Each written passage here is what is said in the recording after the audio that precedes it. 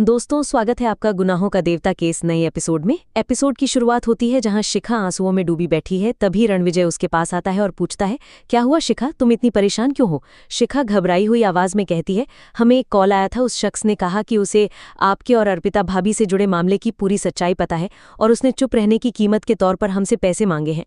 रणविजय हैरान होकर कहता है, भला कोई इस तरह का झूठ बोलकर हमारे रिश्ते को बदनाम क्यों करना चाहेगा?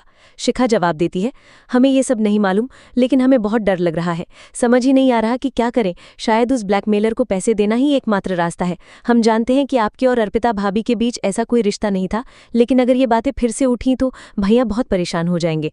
रणविजय शांति से कहता है, तुम चिंता मत करो, सब मैं देख लूंगा। बस मुझे बताओ उस इंसान से कहाँ और कब मिलना है। शिखा बताती है, काली माँ के मंदिर के पीछे। रणविजय कहता है, ठीक है, तुम अब आराम करो, मैं संभाल लूंगा। लेकिन शिखा जिद करती है, नहीं, मैं भी आपके साथ चलूंगी। रणविजय उसे रोकता है, ये मामला बहुत नाजुक है, वहां जाने पर न जाने क्या हो। अगर तुम्हें कुछ हो गया तो तन्मय मुझे ही दोषी ठहराएगा, इसलिए तुम मुझ पर भरोसा रखो, मैं सब कुछ ठीक कर दूंगा। शिखा वहां से चली जाती है। रणविजय अकेला रह जाता है और मुस्कुराते हुए सोचता है, अब मजा आएगा। मैं उस आदमी को चुप कराने नहीं बल्कि बोलने के लिए पैसे दूंगा, ताकि अवधेश सिंह और उस हवेली की और ज्यादा बदनामी हो। इसके बाद रणविजय पैसे लेकर मंदिर के पीछे पहुंचता है। वहां एक लड़की आती है और कहती है, मेरा नाम डॉक्टर अंजू है। रणविजय ताना मारते हुए कहता है, भारत में डॉक्टरों की हालत इतनी खराब तो नहीं हुई कि रोजी रोटी कमाने के लिए लोगों को ब्लैकमेल करना पड़े? लड़की हंसकर कहती है, क्या करे, यही तो कलयुग है, सच और झूठ का कोई मेल नहीं। लेकिन छोड़िए ये सब, असली बात करे, पैसे लाए हो? उधर शिखा और अर्पिता की भाभी बुर्का पहनकर छुपकर ये सब देख रही होती हैं और पूरी बातचीत रिकॉर्ड कर रही होती हैं। रणविजय उस लड़की से सबूत दिखाने को कहता है। लड़की कहती है, पहले पैसे दो, फिर सबूत मिलेगा। रणविजय गुस्से में कहता है, तुम्हारे पास कुछ नहीं है, सिर्फ शिखा को डराना चाहती हो। मुझे तुम्हारे जैसे लोगों को नचाना आता है। आज तुम्हें पछताना पड़ेगा कि तुमने रणविजय सिंह से पंगा लिया। लड़की पलट कर कहती है, पछताना तुम्हें पड़ेगा, क्योंकि अर्पिता के साथ नाजायज रिश्ते मेरे नहीं तुम्हारे थे। रणविजय तड़क कर कहता है, क्या सबूत है तुम्हारे पास? कुछ भी नहीं होगा। तभी लड़की अर्पिता की प्रेगनेंसी रिपोर्ट दिखाती है और कहती है, अर्पिता मेरे पास अपनी जांच करवाने आई थी और सबको पता है कि अर्पिता और अवधेश के बीच कोई संबंध नहीं था। इसका मतलब साफ है, उस बच्चे के पिता तुम ही हो।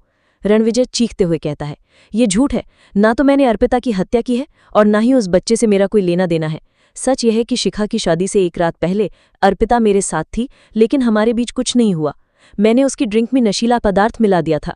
बेहोश होकर जब वो सुबह उठी तो उसे लगा कि मैंने उसके साथ गलत किया है, जबकि ऐसा बिल्कुल नहीं था। ये सब मैंने इसलिए किया क्योंकि मैं अर्पिता और अवधेश के बीच दरार डालना चाहता था। उस अवधेश से बदला लेना चाहता था जिसने मेरी जिंदगी बर्बाद कर दी। इसी बीच पास में छुपी अर्पिता की भाभी को अचानक एक सांप दिखाई देता है। वो डरकर चीख उठती है। रणविजय उसकी आवाज सुन लेता है। वो तुरंत पिस्तौल निकालकर डॉक्टर अंजू पर तान देता है और गरजता है, बताओ तुम्हारे साथ और कौन आया है? जो भी है बाहर निकल आओ, वरना इसकी खोपड़ी उड़ा दूंगा। मजबूरी में शिखा और अर्पिता की भाभी चेहरा ढककर बाहर आ जाती हैं। वो उनके चेहरे देखने ही वाला होता है कि तभी डॉक्टर अंजू उसे लकड़ी से मारती है। रणविजय के हाथ से गोली चल जाती है और शिखा के हाथ में लगती है। घबराहट में अर्पिता की भाभी के हाथ से टेप रिकॉर्डर नीचे गिर जाता है। वो तीनों किसी तरह वहां से भागते हैं। अर्पिता की भाभी टेप रिकॉर्डर उठाने के लिए वापस आती है, लेकिन रणविजय उसे देख लेता है। अब दोनों के बीच पीछा शुरू होता है। शिखा तुरंत अवधेश को कॉल कर देती है, जल्दी काली माँ के मंदिर के पीछे आ जाइए, हमारी जान खतरे में है। अवधेश तुरंत जंगल की ओर निकलता है। उधर अर्पिता की भाभी भागते भागते गिर पड़ती है। रणविजय उसके पास पहुंचकर कहता है, तो तुम हो? अपनी अर्पिता के लिए सच जानना चाहती हो? चलो तुम्हें वहीं ऊपर भेज देता हूं, उसी से पूछ लेना और तुम्हारी कहानी यहीं खत्म हो जाएगी। रणविजय जैसे ही उस पर वार करने जाता है, तभी अवधेश आ जाता है और उसे रोक लेता है। आगे क्या होगा ये जानने के लिए चैनल को जरूर सब्सक्राइब करें।